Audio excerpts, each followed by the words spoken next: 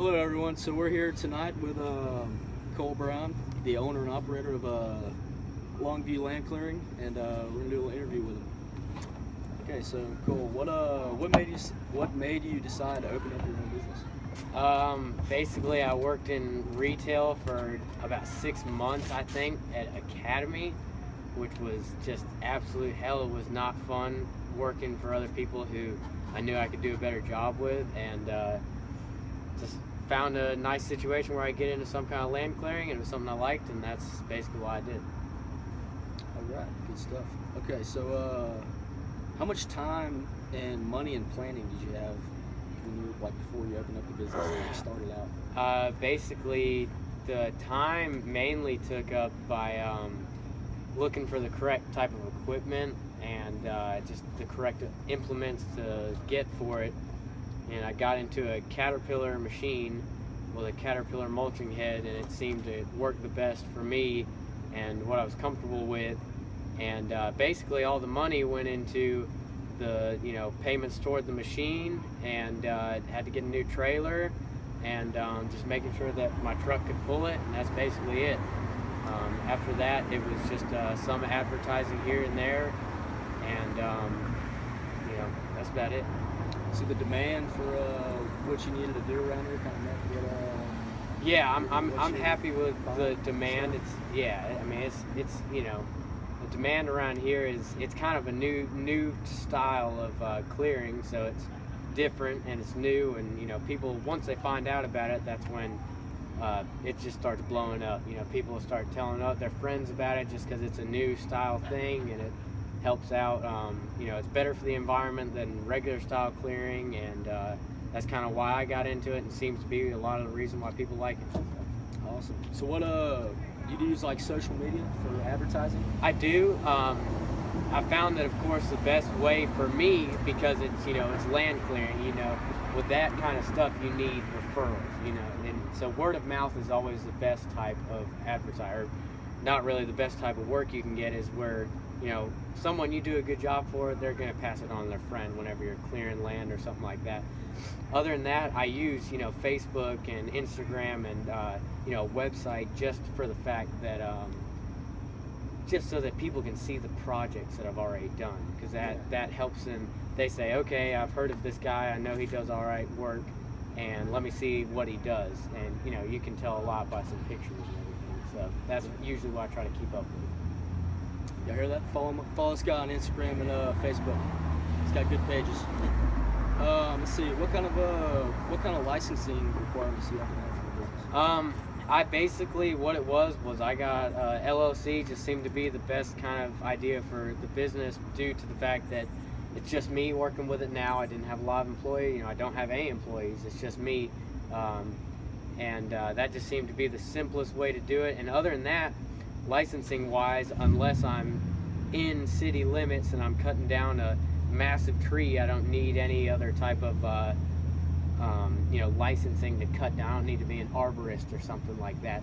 But I still have insurance. I have a $1 million insurance policy on it for just if I mess up someone's your equipment messed up. Yeah, I have insurance on the equipment, and then I have insurance for where I'm working. Yeah. So it's a $1 million insurance policy, and it's that just seemed the best way to do it. You gotta have insurance on it, or else nobody's gonna trust you. Absolutely. How do you handle theft for any kind of equipment? I know that seems kind of like a big question. Yeah, I've never had anything stolen, but I've known, I have plenty of people who I know who do this thing who have had stuff stolen. People locking their equipment up in chain link fence, anywhere, and it's still somehow people managed in there to get it.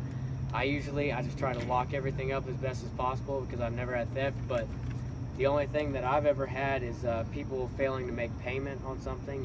Usually on jobs, if someone's not there when I'm done, I've usually already made them pay some percentage of the price up front, and then if they decide they don't want to pay me in the end, then I'll wait outside of their house if I have to, anything like that. But luckily I haven't had any problem with that. Usually people are pretty honest with, they want to see the finished product, and once they see it, they'll bring you the money. So that's kind of why it's never been a problem for me. So. Yeah, I feel like it'd be hard for someone to steal a. You got to gooseneck trailer there. pretty ballsy to want to steal that. What kind of day-to-day things you have to do? Just like basic stuff. Like Basically, day-to-day.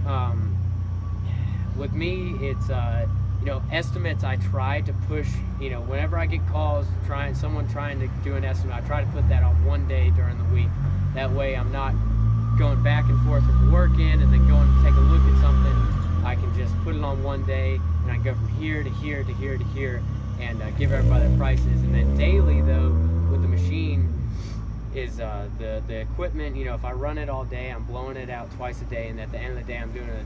Make sure it's really nice and clean off, because they catch on fire pretty easily.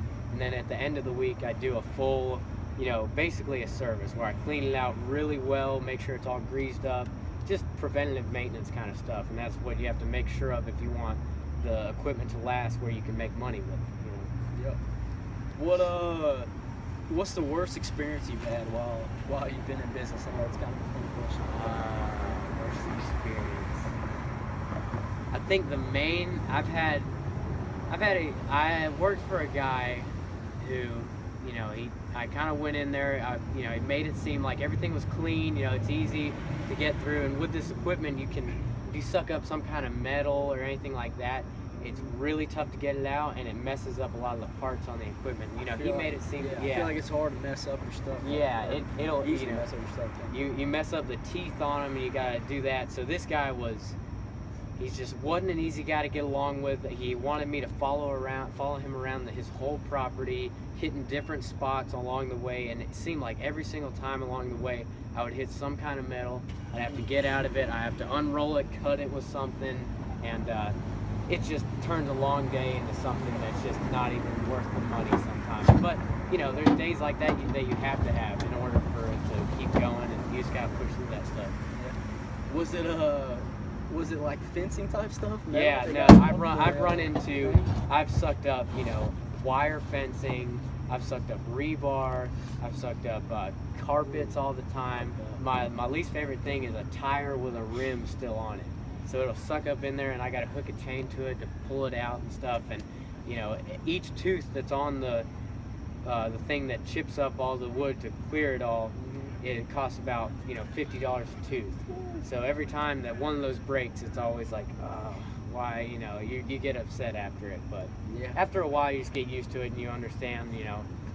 I can reshape them. I can flip them. Everything. It'll work out. You got to do what you got to do. Yeah, exactly.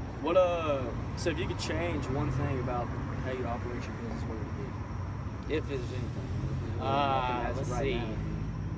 As of right now, the thing is that wanting to change. If I were to be in a different spot, I've got a brother-in-law doing the same type of business. He started it after he saw how well I was doing with it. And he works in Tennessee. In Tennessee, there's just such a huge market for it, because in Tennessee, people own massive amounts of land. Well, no. What happens up in Tennessee is everybody owns 10 acres.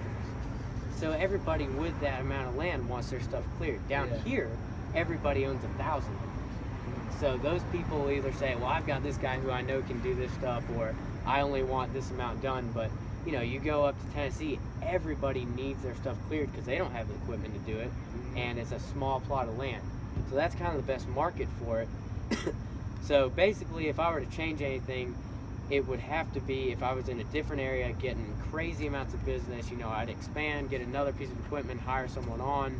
But kind of where I'm at right now, it makes it easy on me where I can keep this one piece of equipment, and as long as I keep it in shape, it doesn't start breaking down all the time, I take good care of it, it'll last long enough to the point where I can make good money with it, and I can choose by the end, say, hey, I can either keep doing what I'm doing, I can get a little bit bigger, or I can try something else. And that's what I'd like to do, be able to have this business for 5 or 6 years, and by the end of it say, hey, I've made all my money back, and I've paid myself great, but I just need to know if it's worth it to keep going, or if it's time to try a different setup. Yeah. So.